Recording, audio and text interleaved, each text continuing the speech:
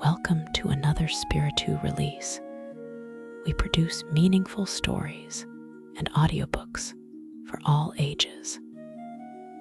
Visit spiritu.io for more.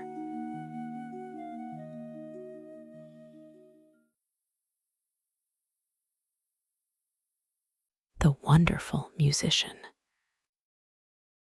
A Fairy Tale by the Brothers Grimm.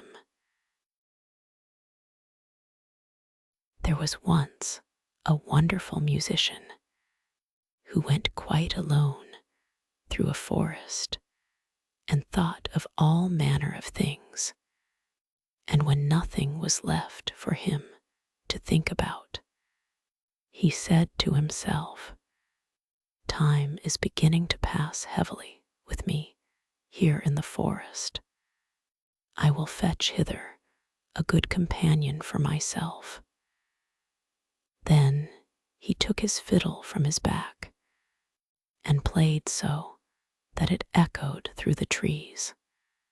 It was not long before a wolf came trotting through the thicket towards him.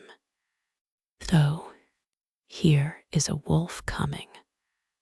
I have no desire for him," said the musician. But the wolf came nearer and said to him, "So, dear musician, how beautifully thou dost play.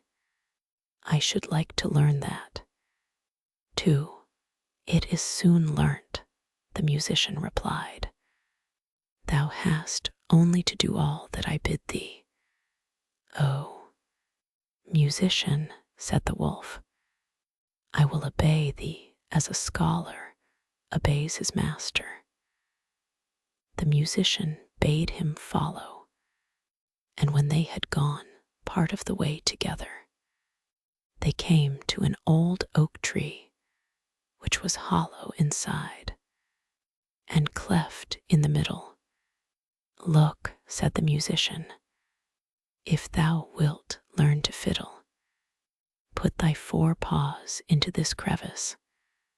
The wolf obeyed, but the musician quickly picked up a stone and with one blow wedged his 2 paws so fast that he was forced to stay there like a prisoner. "Stay there until I come back again," said the musician, and went his way. After a while, he again said to himself, "Time is beginning to pass heavily with me here in the forest. I will fetch hither another companion," and took his fiddle and again played in the forest. It was not long before a fox came creeping through the trees towards him. "There's a fox coming," said the musician. "I have no desire for him." The fox came up to him and said, "Dear musician, how beautifully thou dost play.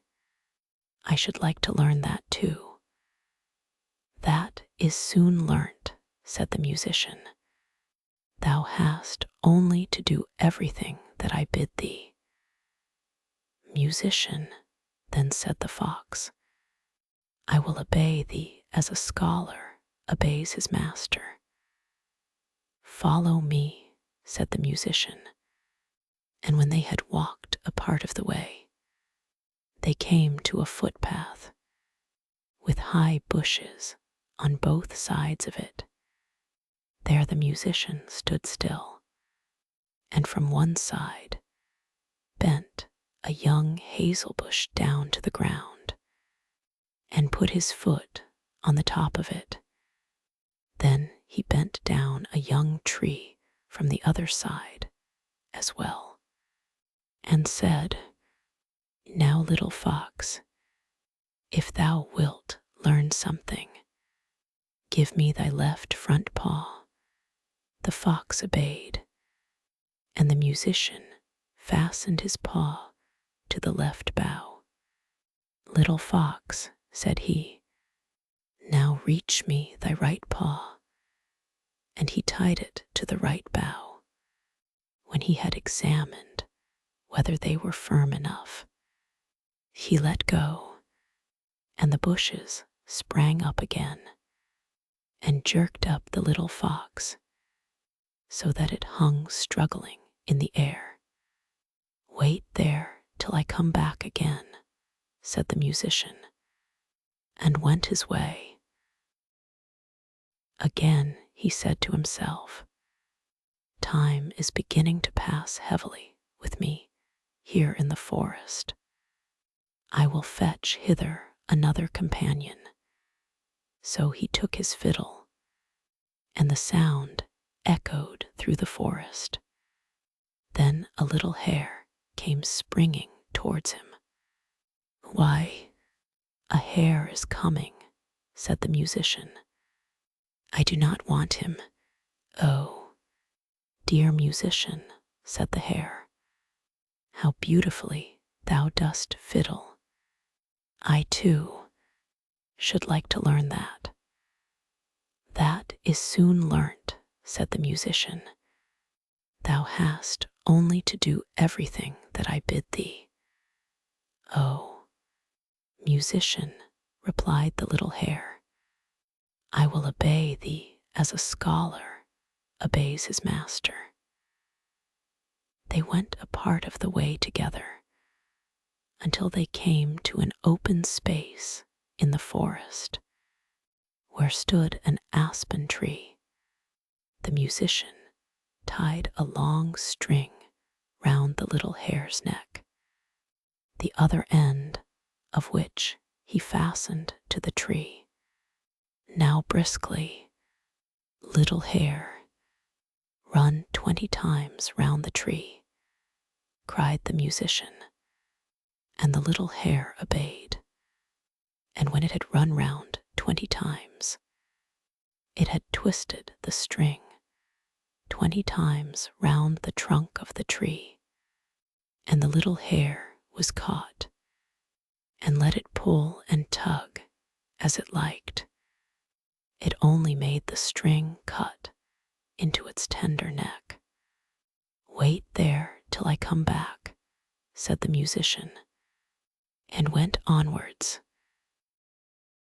The wolf, in the meantime, had pushed and pulled and bitten at the stone, and had worked so long that he had set his feet at liberty, and had drawn them once more out of the cleft.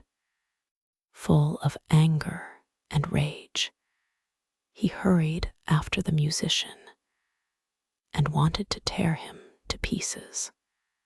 When the fox saw him running, he began to lament and cried with all his might, Brother Wolf, come to my help.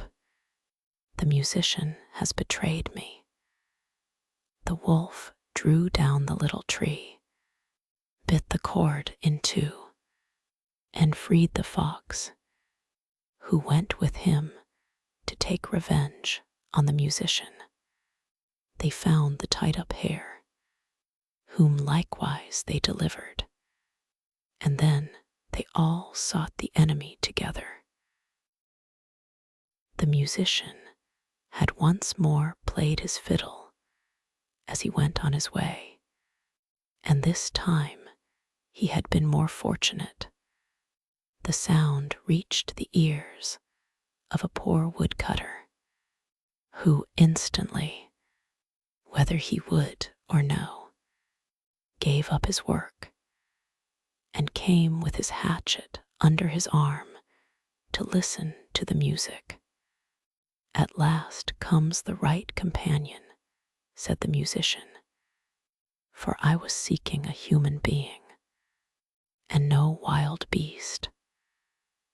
And he began and played so beautifully and delightfully that the poor man stood there as if bewitched, and his heart leaped with gladness. And as he thus stood, the wolf, the fox, And the hare came up, and he saw well that they had some evil design. So he raised his glittering axe and placed himself before the musician, as if to say, "Whoso wishes to touch him, let him beware, for he will have to do with me." Then the beasts were terrified and ran back into the forest. The musician, however, played once more to the man out of gratitude, and then went onwards.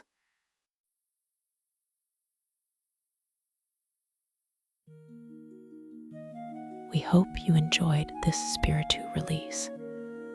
Find us on spiritu.io for more meaningful stories and audiobooks.